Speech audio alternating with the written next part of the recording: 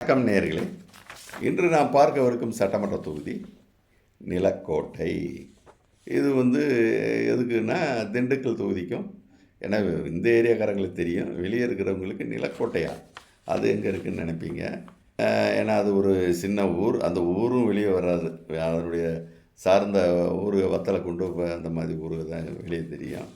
நீங்கள் போகிறப்ப பார்த்தீங்கன்னா திண்டுக்கலுக்கும் பெரியகுளத்திற்கும் இடைப்பட்ட பகுதியில் அந்த தொகுதி இருக்கிறது. இது நிலக்கோட்டை. அந்த நிலக்கோட்டையில் பார்த்தீங்கன்னா வத்தலக்குண்டை ஒட்டி சென்றாய பெருமாள் கோவில் என்று ஒரு மிக விசேஷமான ஒரு கோவில் உள்ளது. இந்த பக்கம் யாராவது வந்தால் நிச்சயம் ஒரு சின்ன குன்று மலை தான், ஆனால் கார் மேலே வரைக்கும் போகிற வசதியெல்லாம் இருக்குது. வந்தால் அப்படிப்பட்ட இதை நீங்கள் பாருங்கள். கோவில் நல்ல கோவிலாக இருக்கும், பிரசித்தி பெற்ற கோவில். சரி, விஷயத்துக்கு வந்துடுவோம். இங்கே பார்த்தீங்கன்னா எப்படி வாக்கு மாற்றம் இந்த வந்திருக்குன்னா, திமுக 7% வாக்கை இங்கே இழக்கிறது. திமுக நிறையவே இங்கே இழக்குது 24க்கு பிறகு. அதில் பார்த்தீங்கன்னா அதிமுக அதில் 2% வாக்கை அதிமுக பெற்றுக்கொள்ளுகிறது. மீதி 5% திமுக வாக்கை விஜய் பெற்றுக்கொள்கிறார் இங்கே. அதை போல் சீமானும் 2% வாக்கை இழக்கிறார். அந்த வாக்கை யார் வாங்குறாங்கன்னா விஜய் வாங்கி கொள்கிறார். இது ஓட் சேஞ்சில் நமக்கு கிடைக்குது. திமுகவும் இழக்குது, அதை விஜயும் அதிமுகவும் வாங்குகிறாங்க. ஆனால் சீமான் இழக்கிறத விஜய் மட்டும் வாங்கி கொள்கிறார். இவ்வாறாக இந்த வாக்கு மாற்றம் 2024க்கு பிறகு நடந்துள்ளதை உணர முடிகிறது. சரி, இதில் திமுகவிற்கு எந்தெந்த சமூகங்களுடைய ஆதரவு நிலை இந்த சட்டமன்றத்தில் இருக்கிறது என்று பார்த்தீர்கள் என்றால், முஸ்லீம்கள் 25%, கால்வாசி அவங்களுடைய வாக்காக இருக்குது. முக்குளத்தோர் 30% வாக்கை அளிக்கின்றனர்.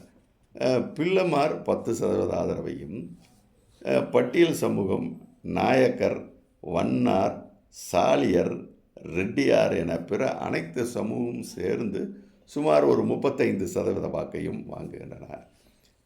அதிமுக எந்த விதமான சமூக வாக்குகளை வாங்குகிறது என்று ஆராய்ந்தால், முக்குளத்தோர் 45% வாக்கையும், பட்டியல் சமூகம் 10% வாக்கையும், மண்ணாடி யாருன்னா கொடைக்கானல் மலைப்பகுதியில் இருப்பாங்க, அவங்க கீழே கொஞ்சம் இருக்காங்க.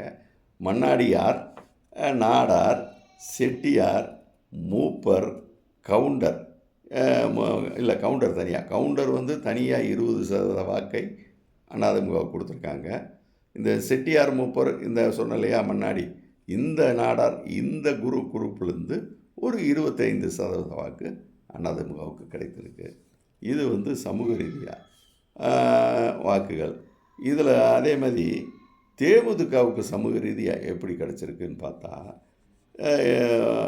இந்த தொகுதியில் கொஞ்சம் மாறுபட்ட ஒரு நிலையாக இருக்குது. எஸ்சிஏ, அதாவது அருந்ததியர் மற்றும் எஸ்சி, அதில் பலரும் இருக்காங்க, பறையர் இருக்காங்க. ஒட்டுமொத்த எஸ்சியிலேயே 60%, அதாவது தேமுதிக 100 ஓட்டு இந்த தொகுதியில் வாங்கினா அதில் 60 ஓட்டு பட்டியல் சமூக ஓட்டாக தான் வருது. ஏன்னா நாயக்கர், ரெட்டியார், இருமொழியார்கள் மீதி 40% வாக்கை நிரப்புகின்றனர். ஆக 2 தான், பட்டியல் சமூகம் ஒரு பக்கம், இன்னொரு பக்கம் இருமொழியாளர் நாயக்கர், ரெட்டியார். இதுதான் தேமுதிகவின் ஆதரவாக இங்கே இருக்கிறது. நாம் தமிழர் என்னென்னு பார்த்தா, இங்கு நாம் தமிழருக்குரிய ஆதரவு 100% வாக்கும் பட்டியல் சமூகம் மட்டுமாகத்தான் இருக்கிறது நிலக்கோட்டையிலும். விஜய் பார்த்திங்கன்னா அவருக்கும் இருக்கிற ஓட்டு பேட்டன் அதே பேட்டன். அதாவது விஜயும் சரி, நாம் தமிழரும் சரி, இருவருக்கும் பெரும்பான்மையாக வாக்களிக்கக்கூடியவர்களாக பட்டியல் சமூக வாக்காளர் தான் இருக்கின்றனர். இந்த தொகுதியை பொறுத்தவரையில் விஜய்க்கும் 100% பட்டியல் சமூக வாக்கை மட்டுமே பெறுகிறார். பாஜக யாரிடமிருந்து வாங்குதுன்னு பார்த்தா, இந்த தொகுதியில் நாயக்கர், நாயுடு இந்த கேட்டகரியில் 67% ஓட்டை பாஜக வாங்குது. 100 ஓட்டு பாஜகனா இந்த தொகுதியில் நாயக்கர், அதுலேயும் பார்த்திங்கன்னா இந்த காட்டு நாயக்கர், இன்னொரு ஏதோ ஒரு நாயக்கர், அவங்கெல்லாம் எஸ்டி பிரிவில் வருவாங்க. இந்த நாயக்கர் பிரிவு வாக்குகள்லாம் பாஜக வாங்குது. ஏன்னா 67% இருமொழியாளர் வாக்கைத்தான் பாஜக வாங்குது. முக்குளத்தோர் வாக்கை 33%, மீதி குளத்தோர். இந்த 2 செக்டார்லேருந்து தான் பாஜக இங்கே ஆதரவே இருக்கிறது.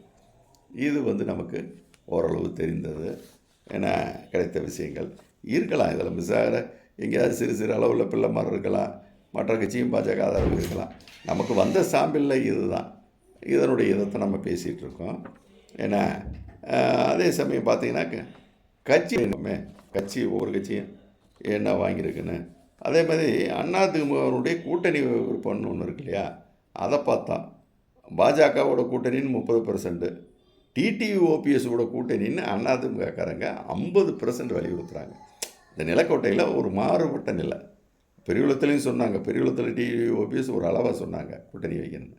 இங்கே நிலக்கோட்டையில் அதிமுகவுக்கு வாக்களித்தவரில் சரிபாதி பேர் கூட்டணி யாரோடனா டிடிவி ஓபிஎஸோட வைக்கணுங்க, அப்போ தாங்க ஜெயிக்க முடியும் என்று கூறுகிறார்கள். பாஜக கூட கூட்டணின்னு 30, கருத்து இல்லைன்னு 20. இது அதிமுக ஆதரவாளருடைய மனநிலை, கூட்டணி சம்பந்தமான மனநிலை. சரி, ஒவ்வொரு கட்சியும் என்ன வாங்கியிருக்குன்னா, திமுக இங்கு 32% வாக்கை பெறுகிறது தனியாக, அதிமுக 26% வாக்கை பெறுகிறது, தேமுதிக 8.5% வாக்கையும், விசிக அதே 8.5%. அதான் 2 பேருமே ரைஸ் ஆகிறாங்க, 2 பேருமே ஒரே மாதிரியே ரைஸ் ஆகிறாங்க. அது எனக்கே வினோதமாக தான் இருக்குது. சரி, பாஜக எவ்வளோ வாங்குதுன்னா இந்த தொகுதியில் 5% வாக்கை பெறுகிறது. டிடிவி தினகரனும் இங்கே 5%, நிலக்கோட்டையில் டிடிவி தினகரனும் ஓரளவு செல்வாக்கு 5% வாக்கை பெறுகிறார். ஓபிஎஸ் 2% வாக்கை பெறுகிறார். விஜய் 7% வாக்கை இங்கே பெறுகிறார். நாம் தமிழர் 6% வாக்கை பெறுகிறது. இவ்வாறு ஒவ்வொரு கட்சியும் என்ன வாங்குங்கிறது இதுதான். இதில் கூட்டணி ரீதியாக பார்த்தால் திமுக 32, விசிக 8.5, அப்போ 40.5% வாக்கை திமுக கூட்டணி பெற்றுவிடுகிறது. இன்றைய அதிமுக கூட்டணிப்படி பார்த்தால் அதிமுக 26, தேமுதிக 8.5, அப்போ 34.5%. அதாவது 2 கூட்டணிக்கு இடையில் 6% வித்தியாசம் இருக்கும். சதவீத வாக்கை அதிமுக வாங்குகிறது. பாஜக கூட்டணி எவ்வளோ வாங்குதுன்னா, பிஜேபி 5, டிடிவி 5, ஓபிஎஸ் 3, ஓபிஎஸ் 2, அப்படிங்கிறப்ப 13% வாக்கை, ஏறக்குறைய 12% வாக்கை பாஜக கூட்டணி இங்கே வாங்குகிறது.